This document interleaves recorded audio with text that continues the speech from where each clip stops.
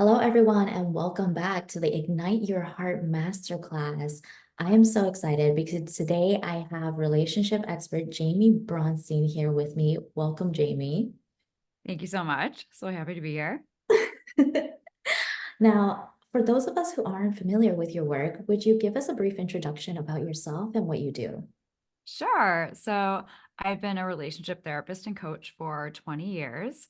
I'm also an author. My book is called Manifesting, a step-by-step guide to attracting the love that's meant for you. I'm also a podcast host of Love Talk Live. Let's see, I'm a speaker and yeah, my clients are all around the world on mostly on Zoom and then some local as well. And I love what I do. I can't imagine doing anything else. I love this topic because love rules the world, right? But there's so many of us who may not have the proper knowledge on how to capture the right person for us. Well, not capture. This that makes us sound like we're hunting, but how do we attract Manifest. how do we attract the right person for us? And because everyone wants a partner who they can share their life with. And so I would love to invite you to talk a little bit more about like dating. Well, that's really something I'm interested in because we don't have a lot of topics about dating. So when it comes to dating, do you have any tips, tricks? Are people just doing it wrong? Like what's going on? So the landscape of dating is so different than it was a long time ago because of the apps and not just the apps, social media, just the whole like digital technology, everything has changed. Now, are people getting married every day from the apps? Yes. So the problem is that I think people are focusing more on these negative experiences that they're having, and they end up manifesting. It becomes a self-fulfilling prophecy. I work a lot with this. I'm very spiritual. So one of the problems is that people are thinking either like all the good guys are taken or I had one bad date and so they're probably all bad. All like lots of extremes and not and then getting away from believing, trusting. So what I talk about in my book, believing, trusting, surrendering, visualizing, all these things that you do need to do to manifest that right guy for you. Now, specifically with the dating apps, I do have particular tips that I think can be very, very helpful. Whoever's watching, I'm sure, maybe you do most of these already. Maybe you do none of them, but at least maybe one or two might be new. So, and I'll just go through a few because I know we have so much to get through. So the first thing I want everybody to do is I want you to trust your intuition. And this is whether it's the dating apps or someone fixes you up or you meet a guy in a bar or a restaurant or at Starbucks. I want you to trust your intuition. In my book and in my work that I do, I teach you how to really hone in and connect with yourself, your intuition. However, if you look at my content, whatever, you'll see tons of things on intuition. It's just like a muscle. You just need to strengthen it, connect with yourself, trust yourself. That is the most important. You also, specifically with the dating apps, I always recommend meeting as soon as possible. Really? Yes, because when someone is two-dimensional, you're just texting back and forth or you're on the app or whatever. It is everything that happens up until the time you actually meet is a waste of time. And dating is an investment of time and money sometimes. So, I mean, especially the time, the getting ready, the traveling there. So, and I always recommend doing a FaceTime before if it's not a fix up and if you're really not sure, like if like two of the pictures look totally different than the rest of the pictures. So once again, trust your intuition, but definitely meet as soon as possible. Now, there are some guys that will text you or be on the app with you for up to 2 weeks and sometimes even more. If it gets to that point, I always give my girl clients permission to, on their own, just say, let's meet for a drink, let's meet up. Or do you want to talk on the phone? Because at that point, you have nothing to lose. So if it gets to the point where it just keeps going on and on and on, and you haven't met in person yet, you can absolutely do that. Do you have any questions about that stuff? Because I have so much more. I'll give like one or two more tips, but anything about that in particular? The meeting up was like a whole new experience and surprise. That because the chemistry and I used to work for a matchmaking company, and that's the thing is a lot of people look at photos and they look at the data, right? Oh, blue eyes, 6 feet tall, blonde hair, and it's like, oh my God, he's perfect on paper, and then that's and they're asking for all of these qualifications, but the real reality is where's the chemistry, and is this what you're trying to get at, is when you meet in person, that's how you know if there's chemistry, if you like them as a person, their demeanor, like those are the things that we're really trying to understand about a person. Hmm. Yes, and I'm guessing that most people that are watching this are looking for meaning. And I'm saying that because there are some people that really just want a pretty face, you know, because some of these guys are pretty, like a good-looking man, they just want a hot guy. And that's cool. I'm guessing most people that are watching this are very invested in themselves, their own growth and healing and evolving. They want a man who is smart and interesting and has depth. And then there's the chemistry. So, meaning, yeah, there's so much more that goes into that chemistry and a relationship than just the physical attraction, which obviously is very important. However, I believe that you can have it all: good looks and good personality. Oh, very cool. And moving forward, you said you had a couple of other tips and tricks. So beyond beyond just the intuition, uh, do we have to censor ourselves when we're talking about ourselves on our dating profile? Do we have does one have to write certain things to attract a certain person, or it's really about being authentic and who you are? Ding, ding, ding. Being authentic. Yes. I want everyone just to show up as yourself.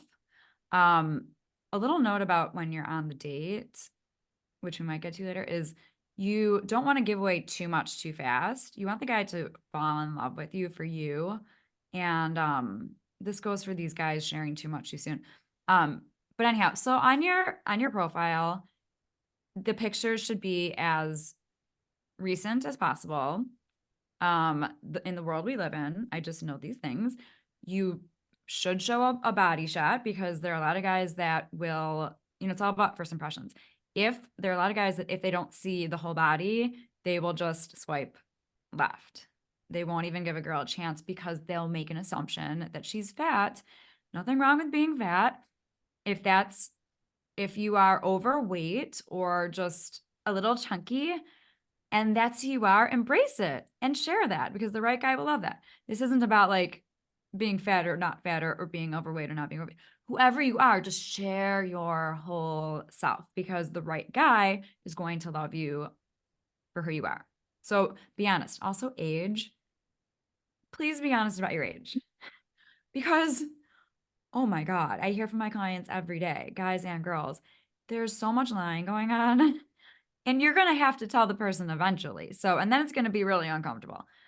And this goes back to what I was just saying, like a guy is going to either like you for your age or not. And I have heard from all my clients, well, it's the algorithm, the algorithm. What if they don't show me a guy in my age bracket that I like because of my particular age or something like that? Um, this goes back to trusting. Whatever is meant, whoever and whatever is meant for you will not pass you by. So just trust that. We put so much pressure on ourselves, that it's totally up to us, and it is up to us, but there's only so much we can do. And then we just need to surrender and let the universe, God, just trust that they will bring the right man regardless of our age or our weight or whatever. Mm. This leans more into the spiritual stuff of really what manifestation and energy is all about. It's like what you put out is what you receive. And so if there's this belief that you're not good enough because of your age, your weight, the way that you look, the things that you say, that's exactly what the mirror is going to bring back. So being able to really shift and transition into trust and surrender, like you had mentioned, it will reflect back to you. The exact, like the environment will reflect that back to you. So do you have any tips and tricks in regards to getting really specific about what you want, or should you just be open to the experience of dating? So I recommend 3, ideally, to 5 non-negotiables. These are the things that you have to have. I'll just give a surfacey example, but it's important. Smoking. Like if the guy is a smoker and you like literally, and he's never gonna quit, that's a hard no. That's a deal breaker. So stick to that. Stay in your integrity. A deeper one would be aligned with religious values or religious practices. If that's important to you, it's not important to everybody. That needs to be a non negotiable. Now, beyond the non negotiables slash deal breakers, then I want you to be as open as possible. Like, for instance, if your whole life you dated tall, dark, and handsome, I understand. I grew up with a dad who's tall, dark, and handsome. My husband happens to be that. However, I got to the point, I didn't meet him until I was 34. I got to the point where I was okay with bald. And I dated a few bald guys. So after that, especially aesthetically, except for you do need to be attracted regardless, um, be open. So let's go over an example of something like maybe I want to do something a little bit deeper that's not like the way he dresses. Um, maybe just organization. Let's say that's not one of your 3 to 5 non-negotiables, but it's something that like you'd like him to be a little organized because you are and he's not. That's, and I said deeper, and actually I think organization is a deeper thing than some people think it is. Um, that's something that it's not like don't go to his apartment if it's or house and if it's a little messy, like that can be changed.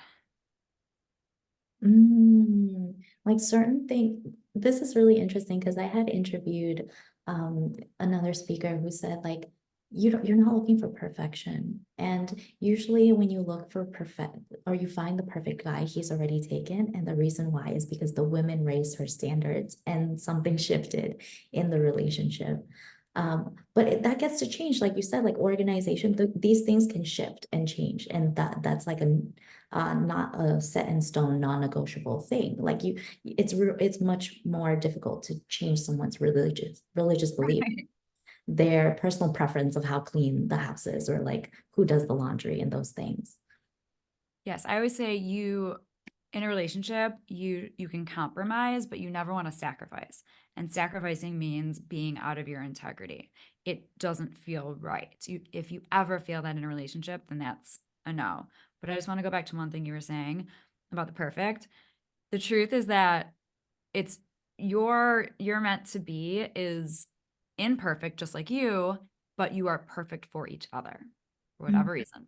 So like that other guy who you thought was perfect, he's not perfect, but he's perfect for Susan or Janet, not you.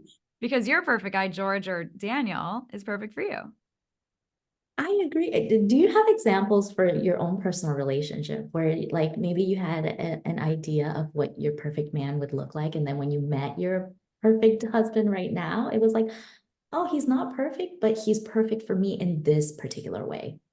Yes. Well, now getting back to religion, I always thought that it was important to me. Well, religion is important to me.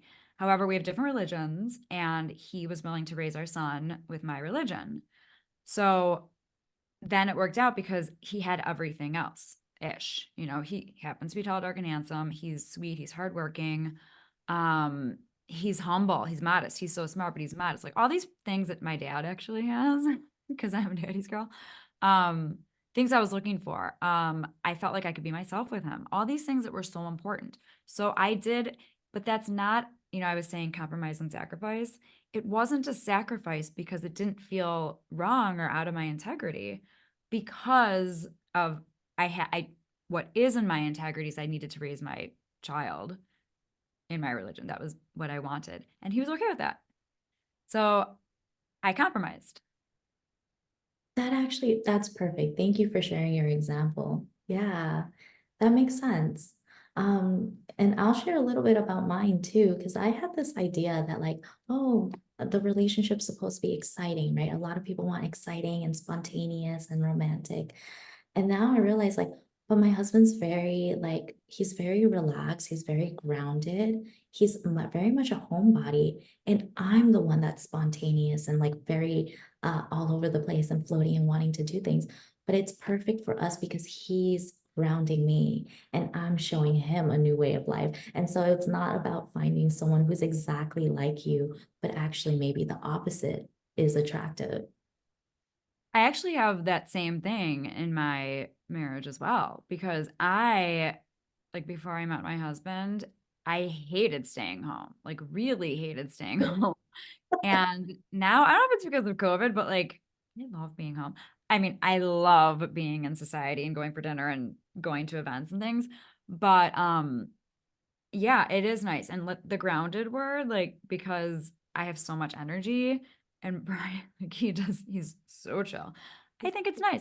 But there's a reason why they say opposites attract. Like really. Yeah, And if two people are too much alike, that's boring. that's true. That's very true. You want to Um, learn each other. that's true too. Oh my goodness. Relationships are all about growth, and sometimes the other person helps you grow. So now we're shifting a little bit more into, so like, how do you know he's the one for you, right? Like you've gone on a few dates, you really like this person.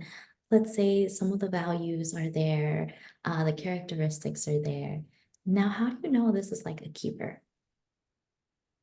So I always say that it takes at least, it's interesting you said a few dates because I think it takes at least 6 months of in person, meaning like not long distance. I'm obsessed with long distance relationships, nothing wrong with it.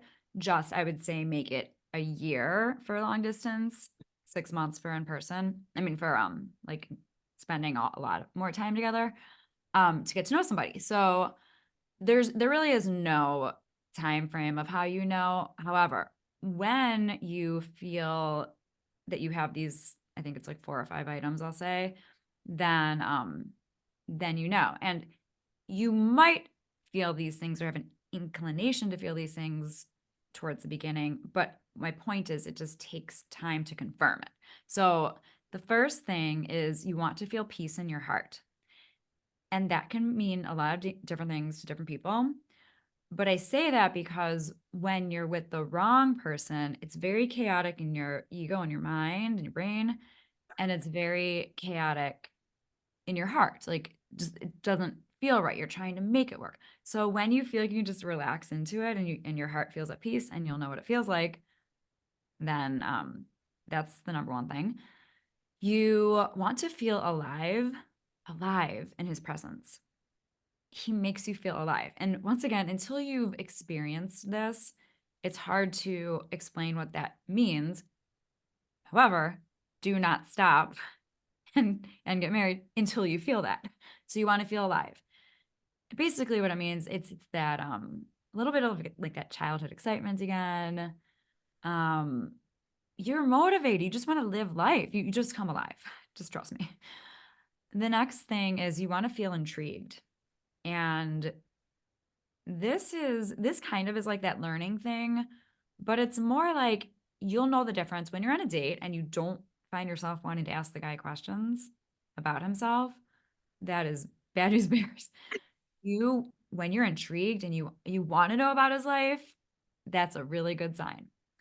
Um, you can't imagine being with anybody else, and you have fun. No, fun is more of my in my list of relationship things. Hold on. There's one more I'm missing. You know, I'm not perfect. So hold on. And I don't want it could be really important. So let's see. Okay, intrigue. Miss them. You you miss him when he's gone. Not if he went to the store. That's fine. You might miss him. That's cute.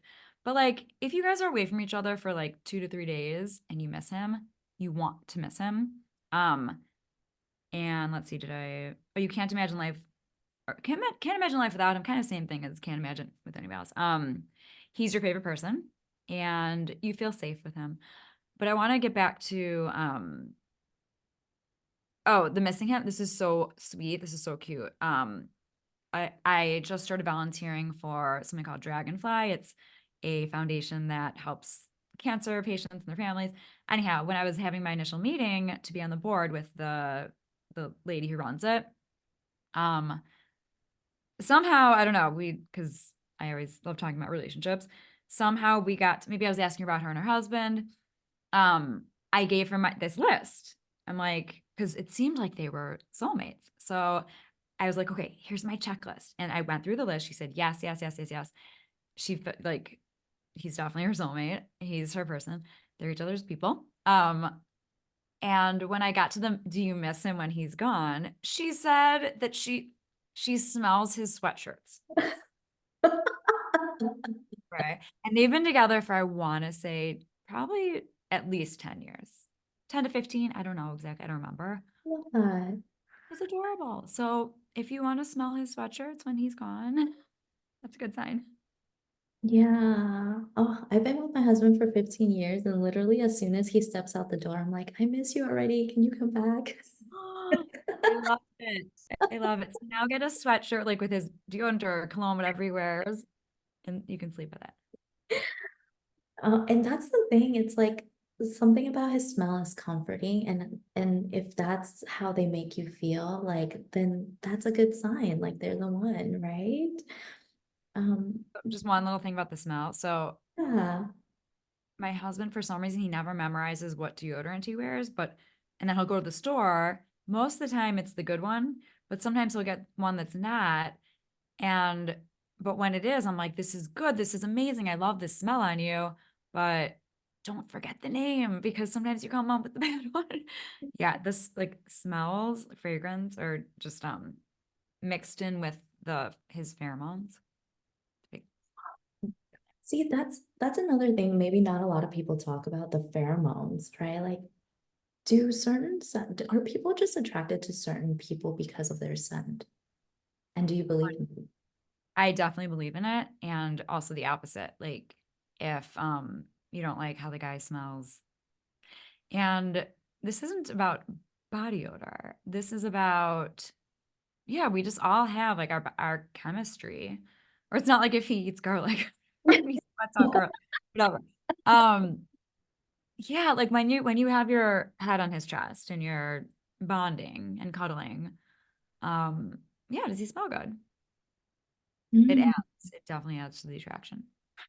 Now, this might be controversial because some people will say, like, of course, all relationships have their tough spots, their challenges, right? So, like, when we actually get into a committed relationship and like what really makes the relationship last, right? Because everyone's going to have their ups and downs in their own personal life, which might bleed into the relationship. So, what are some of the things that people can do to make sure that they move through the relationship together and actually come out the other end with a long-lasting one? So once again, I have a list. However, I've been going over this list for years, so I'm gonna just say it organically, and then I'll make sure I didn't miss anything. Um, Most importantly, you need to love each other unconditionally. That means you don't want to change the other person. You just love each other. You adore each other. You want each other to be happy. The opposite of that is name calling, judgment, contempt, resentment. If there's any of that, you need to work on that to extinguish it. You also need to validate each other and have a lot of empathy and compassion. Um, you need to have fun together, which people don't really think about, but it's so important to have fun. You need to be growing together, also growing individually and thriving. If only one person is growing, I'm going to say that's never going to work. It could work, meaning like the couple could stay together. I don't think that they would be happy forever, but they might choose to stay together. So ideally, you want to be growing together or not growing together, but you got to be together.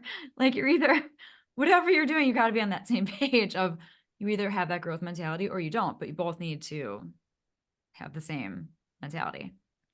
Getting back to the fun thing, my parents have been married for 52 years.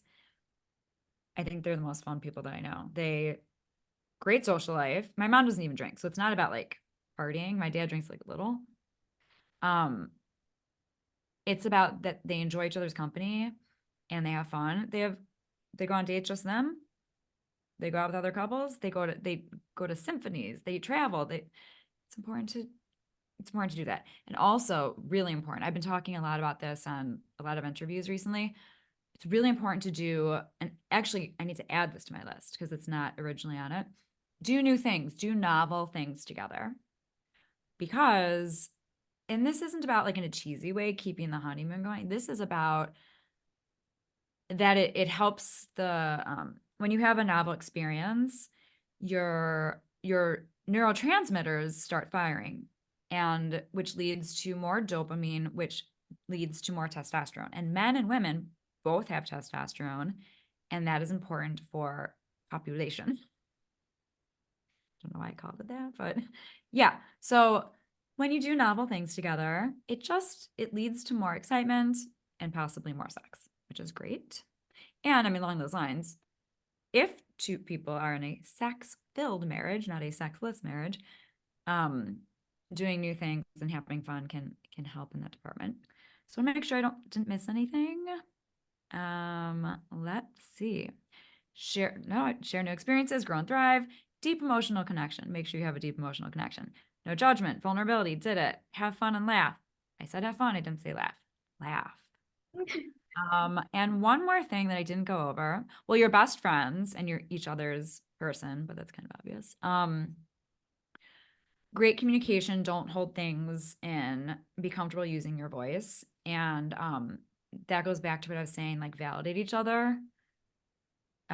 Always honor how you're feeling and share it, because when you're with the right person, they will receive it and they won't make you feel bad about it and they won't try to change it.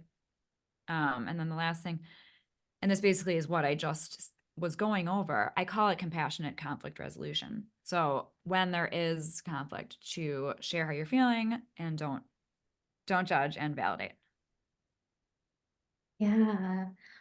One thing really stood out was just validating each other. I think that alone can really support a relationship, because I come from a perspective of like a lot of people have gone through really like I'm a healer, so a lot of my audience members have gone through that process of like they didn't really get their emotional needs met. And so validation is a huge part of the experience of like it's okay to be who you are, and like that, and what you said, the right person will always accept you for who you are. And so in my own personal journey, even today, I'm a very emotional person, but I wasn't always like allowed to express that in my childhood. And so now with my husband, I'm like, I'm crying about, oh, my grandma left today, and I am crying. And he's like, why are you crying? And I'm just like, because she left, she's gone. But then there are other experiences where I'm very sensitive, and you're a Pisces, so you might resonate with this. I'm just sensitive, but the world has always told us, oh, your emotions are not valid, right? Oh, you have too big emotions. Like you need to get your stuff together. Too sensitive. Right. And he doesn't do that. He says, "Oh, you're very sensitive. You cry about everything." But it does he never puts me down about it. So if anyone out there is listening, if you feel like you're too much, you're too this, you're too that, the right person will never put you down about it. They'll actually accept you, even if they joke. Like my husband jokes about it all the time, but I know it's from a good place. He likes lightheartedness. He tries to make me laugh when I'm like too much in my feels. Like keep us to your chops. Like it's a Yes. cute rapport. But I No, really like what you said about doing new things. I have kids now, and it's just like kids are everything nowadays. So like we don't do a lot of new things. So that's something that I'm going to take with me to really expand the relationship, like make sure to make the relationship a priority. yes, you need your alone time, you guys and everybody. You do need that connecting time, and I mean, we have an 8-year-old son, and I know it was more surviving, the earlier years, um, but even then, I always say, like, there's never an excuse to not go on a date. People are like, "I don't have family around." Okay, there are so many wonderful babysitters in this world, and everybody can find one, and your child's gonna be okay, or children are gonna be okay. So it's really important to prioritize no matter what's going on. Mhm. Prioritize your relationship. Yeah, thank you so much, Jamie, for coming on and sharing all these amazing tips with us. Some of the things even I had to hear, and I was like, oh, I like that. I'm taking that with me. Oh, If good. you can leave the audience members with one thing, maybe like do you do practices? Like, is there a practical tool that they can use to support them in their journey to manifesting the one? Absolutely. In my book, every chapter has an affirmation and an exercise. I will leave you guys with one of my favorite exercises, which is called an ideal scene. It's basically like a vision board on steroids. You get a piece of paper, you put a heart in the middle, it says I am, and it's all about visualizing as if it's happening now. So I am so happy that I found a guy who just what we were talking about, who loves me and who loves me for everything that I am. I'm so happy that my husband and I have share a life of financial freedom. I feel so grateful that my husband and I have so much fun together always. And you put these sentences, I'm like going like this, and you're like, what's going on?